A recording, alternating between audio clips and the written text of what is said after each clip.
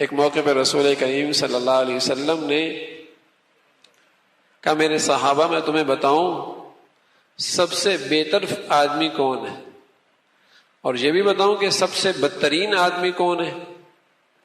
کہ اللہ کے رسول ضرور بتائیں۔ فرمایا سب سے بہتر آدمی وہ ہے کہ لوگ اس کی طرف سے خیر کی امید رکھیں اور لوگ اس کی طرف سے شر پہنچنے سے مامون اور محفوظ ہوں، یعنی اس کے بارے میں لوگوں کی رائے یہ ہو کہ ساری دنیا سے نقصان پہنچ سکتا ہے، اس بندے سے شر نہیں پہنچ سکتا۔ ساری دنیا کچھ بھی کر سکتی ہے لیکن یہ شخص ایسا ہے کہ اس کی طرف سے خیر ہی کی امید ہے۔ گھر میں، سوسائٹی میں یہ تأثر اس کے کردار سے، اس کے اخلاق سے عام ہو جائے، کیونکہ لوگ آنکھیں بند کر کے کہیں ہاں یہ آدمی ہے، بس اس سے نقصان کی امید نہیں کی جا سکتی، اس سے تو خیر ہی کی امید کی جا سکتی ہے۔ فرمایا یہ سب سے بہتر آدمی ہے، اور فرمایا بدترین آدمی وہ ہے کہ لوگ اس سے خیر کی امید نہ رکھیں، ہر وقت اس کی طرف سے شر ہی کا خطرہ ہو۔ تو میرے دوستو یہ دو پیمانے ہیں، اپنے آپ کو کس پیمانے میں اپنی زندگی میں پا رہے ہیں خود اندازہ کر سکتے کہ لوگوں کا، معاشرے کا میرے بارے میں کیا تاثر ہے، میرے گھر والوں کا کیا تاثر ہے، میرے خاندان کا میرے بارے میں کیا تاثر ہے، میرے بہن بھائیوں کا میرے بارے میں کیا تاثر ہے۔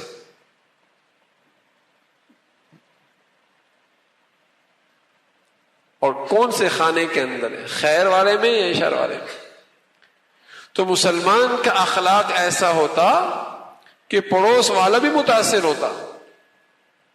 عبداللہ ابن مبارک رحمۃ اللہ علیہ کا مشہور واقعہ ہے، جب ان کے پڑوس کا ایک یہودی مکان بیچنے لگا تو اس نے مارکیٹ کے ریٹ سے زیادہ اپنی جگہ کی قیمت لگائی۔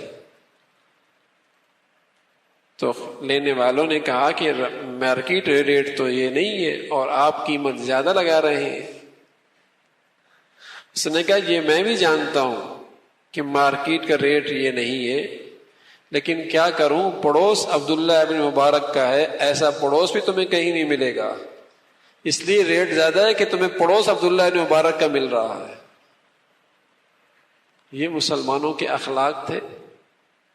ارے میرے عزیزو، قسم خدا کی اسلام کے اخلاق میں وہ کشش ہے کہ لوگ ان اخلاق کو دیکھ کر اسلام کے دامن میں آ جایا کرتے تھے۔ حضرات انبیاء علیہ الصلاۃ والسلام نے معجزے دکھائے اپنی سچائی پر، معجزے دکھائے۔ موسیٰ علیہ الصلاۃ والسلام کو اللہ نے معجزہ دیا، فرعون کے پاس وہ معجزہ لے کے گئے، مختلف نبی مختلف معجزے لے کر اپنی نبوت کا اعلان کیا، لیکن آپ علیہ الصلاۃ والسلام کی جب بات آئی تو معجزے بعد میں ملے۔ سب سے پہلے آپ علیہ الصلاۃ والسلام نے اپنا اخلاق بتایا۔ اچھا بتاؤ، میں تمہارے اندر 40 سال تک رہا ہوں، پایا کیسے؟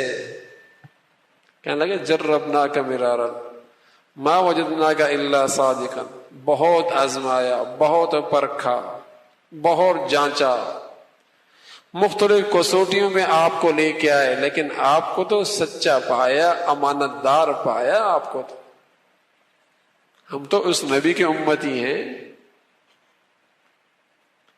ایسا اخلاق تھا محمد رسول اللہ۔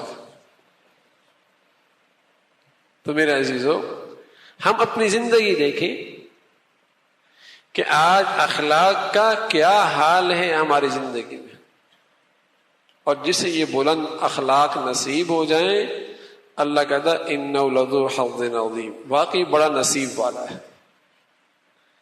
اسے قسمت کا بہت بڑا حصہ مل گیا ہے، اس کا کام بن گیا ہے، اس کا کام بن گیا ہے۔